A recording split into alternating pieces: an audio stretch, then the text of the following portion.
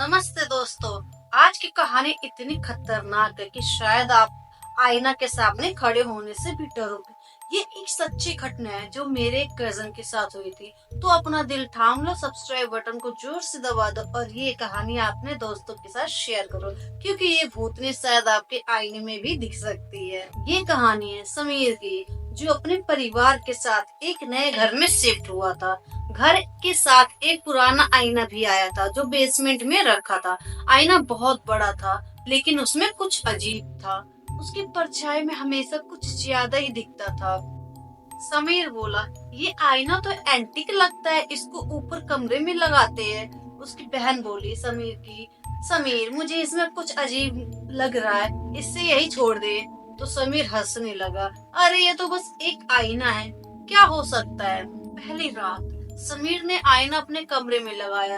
रात को जब वो उसके सामने खड़ा था, उसने देखा कि उसकी परछाई के पीछे कोई और भी था। एक औरत, लंबे बाल, सफेद कपड़े में, जो उसे घूर रही थी।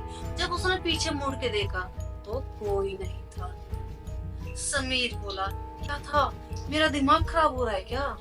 समीर ने सोचा शायद उसकी आंखों का धोखा होगा, लेकिन अगले दिन उसकी बहन ने भी वही आईना देखा और उसने कहा कि उसमें एक औरत दिखी जो उसे देख के मुस्कुरा रही थी।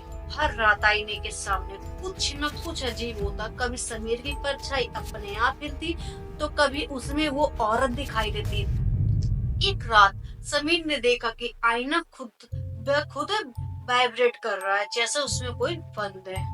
समीर ने आईना तोड़ने की कोशिश की, लेकिन जैसे ही उसने हैमर उठाया, आईने के अंदर से एक हाथ निकला और उसका हाथ पकड़ लिया। समीर के परिवार ने घर के पुराने मालिक से बात की। उन्होंने बताया कि आईना एक श्रापित चीज है। कई साल पहले एक औरत ने इस आईने के सामने खुदकुशी की थी और उसकी रूह अब इसमें बंद है।